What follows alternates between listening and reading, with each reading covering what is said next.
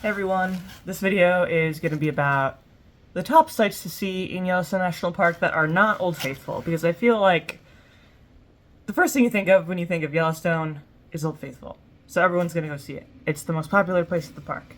But what else can you see besides Old Faithful? So I worked in Yellowstone for 2 summer seasons now, so I'm pretty familiar with the area. Some of these locations are kind of biased, but overall I think they're pretty spectacular.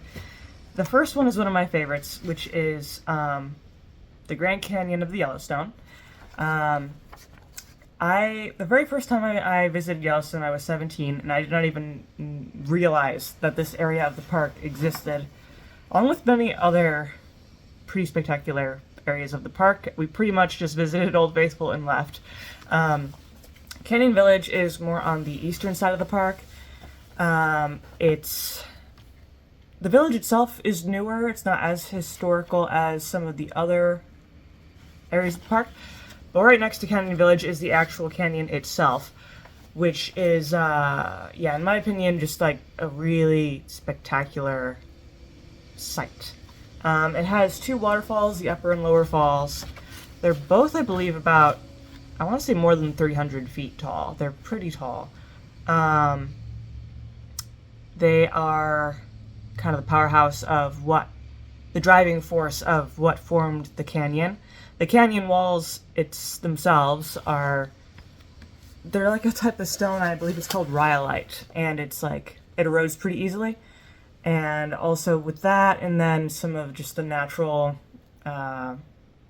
geothermal activity in the park, once you see it for yourself, you'll see that the canyon walls are kind of multicolored, orange, yellow, green, like pretty spectacular colors. And it's just so steep, and it just drops down straight into the river down below. And some of the hiking trails around that area are really fun to do. And there's different options depending on if you're on the north rim or the south rim of it. But really spectacular hikes, really fun hikes. The Canyon Village Visitor Center is really fun to visit as well, very informative if you want to know more about the canyon itself and the history of the area and when people first discovered it. And also when you're at the actual canyon, there's signs and everything that kind of tell you about the geological history, which I personally think is very, very interesting. You absolutely do not try to go below the canyon rim. It's so you will not be able to come back up. You would have to be rescued. So there's fences and everything, to protect from that. But a lot of the tours in the park go through there just because it's such a prime example of some of Yellowstone's really unique environments. But me and my friends would go over there all the time and do hikes and just hang out over there as well. So definitely a place to visit if you're going through Yellowstone. Other than Canyon, I would say Hayden Valley, which is, if you're at Canyon, you go straight south. You'll go through Hayden Valley, which is indeed a valley. It's a lot of open fields and prairies and grassy areas. You can't really see too much of the mountains from there. It's just a really vast plain. But if you're looking to see wildlife, I highly, highly recommend going through that area of the park. When I worked at Yellowstone as a concierge, I would always advise people go through Hayden Valley if you want to see bison. Well, bison above all, but an elk, and occasionally swans. There's I believe they're called trumpeter swans that nest in one pond up through there.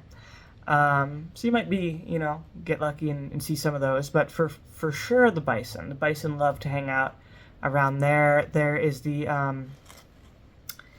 it's called Mud Volcano. It's the Mud Volcano area, which is kind of as you're leaving Hayden Valley to the south. and it has a lot of geothermal activity and like steam coming up out of the ground and things like that. And the bison love to hang out around there because it's nice and warm. So for sure in that whole area, you'll see plenty of bison, and it's always fun to see when they have their new calves running around. But yeah, and then it's just such a vast expanse. It's kind of an interesting landscape. You can also, there's one pull-off where you can see Mount Washburn, which is one of the more substantial mountain hikes you could do in the park. And you can see the very top of it, there's, I believe it's a fire watch station or some sort of station at the very top. And if you look very closely, you can see it all the way from Hayden Valley. Also in Hayden Valley, there's another pull-off on the other side of the road where if you get up really early in the morning, if you're really lucky and you have the right kind of camera equipment, you might be able to see some wolves of the Wapiti wolf pack. What, Wapiti or Wapiti? I never know. But there's a wolf pack out there, and the pull-off will be kind of obvious because there'll be a bunch of cars parked off at the side of the road, all with their big, huge cameras. And you won't see anything out there usually with the naked eye. You have to get those big lenses out, and you can see because they'll be way out in the distance. The wolves don't usually like to get too close to people, but Hayden Valley is a fun place to be for sure. Just drive around, look for wildlife. The other place, now this one I am biased on because Lake Village, that's where I worked for 2 seasons. I absolutely adore Lake Village. One of my favorite places in the world, I think, so far. But it is just such a spectacular area of the park. What a surprise, it has a lake. It has a pretty big lake. And that's what I loved most about it. Just working there at the hotel, Lake Hotel there. You can look outside the window and just see this gorgeous glacial lake with the mountains on the other side. And just the way the light hits the mountains throughout the day, like in the morning and the noon, in the evening, like it's always just so nice to look at. There's a beach down there, and I love the historic hotel. It's like 137, I think, years old at this point. Beautiful yellow color on the exterior, but really good hikes in the area. Always nice to just lounge on the beach. It's never really warm there because the elevation's so high. It's almost 8,000 feet up. You can swim in the lake. It's very, very cold. Even in the middle of summer, it's very cold. But we've swam in the lake before. You just got to be prepared for it to be really cold. And you can't stay in too long, of course, because of that. But yeah, it's just such a beautiful place. And I think it's a place that a lot of people do not know about, because that's another area that me and my family, the first time visiting Yellowstone, had no idea existed, really. I mean, we just, straight to Old Faithful and then went down to the Tetons, and that was it. But yeah, the lake is just spectacular. You could do boat tours from the marina. I have nothing but good things to say about that area. It's just so pretty. And there's lots of really cool scenic drives you can do.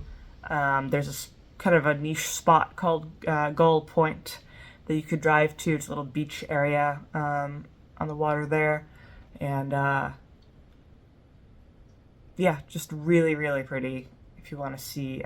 It's comparable to Lake Tahoe from what I have heard. I have never seen Lake Tahoe myself, but I have heard in terms of like size and things like that, it's comparable to Lake Tahoe, and also the elevation of it as well. Let's see, the other one, Lamar Valley. Lamar Valley is further north in the park, northeast, I would say. You can get there from Mammoth Hot Springs, you would go east, or from Roosevelt area, Tower Roosevelt area, you can pretty much follow just the road leading towards the northeast entrance, and you'll go straight through Lamar Valley. And it is comparable to Hayden Valley, but I would argue that it is prettier than Hayden Valley, just because the landscape is more dramatic. And it has more it's more mountainous, more rocky, I would say, and just kind of has more grandeur. I don't know how else to describe it, but both are good. Hayden Valley and Lamar Valley are really, really good for wildlife sightings. Again, with Lamar Valley, same as Hayden Valley, bison all over the place.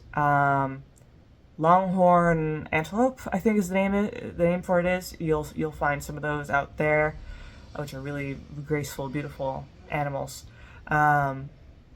Occasionally, you'll see some bears out there, grizzly and black bears. Some birds. Sandhill cranes like to kind of wander around the park sometimes in their migratory period. But yeah, you'll see herds and huge herds of bison out there. Really cool campgrounds out there as well. If you continue northeast following that road outside of the park boundaries, you'll end up on the Beartooth Highway, which is in itself an entirely spectacular route to take. But this video focuses on inside the park, so excluding that, Lamar Valley on its own, really cool. I would have loved to have done like a night camping there. We looked at some campsites at one point, but we just didn't have the time to. I don't even think we had a tent. I don't know, but I don't know what we were thinking. But I really wanted to camp there at some point, but didn't have the chance. But yeah, just every spot there is so pretty. It's just like ridiculous. Like every corner you turn, every which way you turn your head is just like, wow, or just the way the light hits the hills and the mountains and goes across, the whole valley. It's just a really pretty area. So yeah, and then again with the wildlife, if you're really keen on seeing as much wildlife as possible, and especially like for photographers as well, Lamar Valley and Hayden Valley are really, really good spots for that, for the animals. And then lastly, I would say the Norris Geyser Basin is a pretty cool place if you want to see more geothermal activity. Because, a lot of people, again, go straight to Old Faithful to see the geysers. And it's true, like, obviously the Old Faithful geyser, and then the Old Faithful village has more smaller geysers and hot springs, and the Grand Prismatic Spring is over there as well, where I'm sure, most people have seen pictures of it, where it's this big rainbow-looking ring of water, in the ground. And that was originally going to be on my list for this video, but that, again, like Old Faithful geyser, is so popular that I figured, no, let me include this lesser-known gem of the park here. Norris Geyser Basin, which is more on the west side of the park. It's pretty close to the west entrance of the park from West Yellowstone. It is very, very, very interesting. It looks like Mars almost, or like like a Jupiter's moon or something. It is such a strange landscape. It also has a really cool kind of visitor area where you can read all about the different geysers and things like that. It has Steamboat Geyser, which is, I want to say, 2 or 3 times taller than Old Faithful Geyser, which is pretty impressive. I want to say it's about 300 feet up. It'll shoot the water up in the air. The only thing with Steamboat Geyser is that it is completely unpredictable, unlike Old Faithful, of course. Steamboat Geyser, for years, did not erupt at all. And now in more recent years, it erupts every so often. I don't know if it's once a month or something. It's not predictable, so you can't, you can never rely on it. But the first summer I worked at Yellowstone, it erupted for the first time in, I think, several months, so it was a surprise.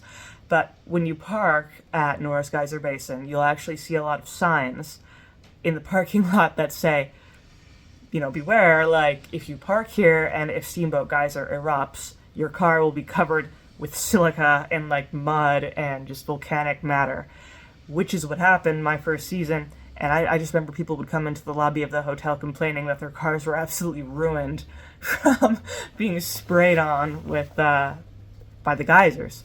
Because, again, you don't know when the geyser's going to erupt, so you park there hoping that it's not going to erupt while you're there. But you can never be sure, so that's the chance you have to take. But I only saw Steamboat Geyser in person once, not while it was erupting, but even when it's not erupting, it's pretty an aggressive area because it's still like spitting water and rumbling and making all these crazy sounds, and it'll gush out and everything. So it's pretty cool, for sure. And then also for the rest of the geyser basin there in Norris, it has two really large loops that you could take, boardwalk loop, kind of walk trails, I guess, trails you would call it, which is nice if you don't want to do like a full hike, you know, because it's just a boardwalk trail. But yeah, it takes you around, and there's like a mysteriously green river that goes down underneath the boardwalks, and the colors are all from the thermal bacteria, which I think is very interesting. And then the ground, you know, you'll find oranges and browns and reds and bright blues and greens. So it's like this whole weird rainbow, again, because of the bacteria and just the sheer heat of the geothermal just activity underneath the ground there. And I mean, it's like, being on a different planet, really, that whole landscape. And it's such a vast landscape, too, that it's pretty just incredible to see. But yeah, so I that's another place I would highly recommend, especially since I kind of feel like it's it's definitely significantly below the Old Faithful geyser basin in terms of popularity. But yeah, really cool place for sure. Really cool photo opportunities just for the landscape on its own, not even counting the like individual geysers or anything, or the, you know, hot springs or anything. But yeah, so I mean, those are just the 5 that I wanted to put on this list that I think were pretty important. There's more, you know, there's like Mammoth Hot Springs and places outside of the park, like the Beartooth Highway and things like that. But yeah, that's just kind of what I wanted to cover for this video. So hopefully you found it all pretty interesting, and if you plan on going to Yellowstone, you know, anytime in the future, hopefully this video helped you kind of with your itinerary, I guess. But yeah, so hopefully you enjoy the video. I usually try to post them about once a week. Yeah, so if you're interested, subscribe, like this video if you want. You know.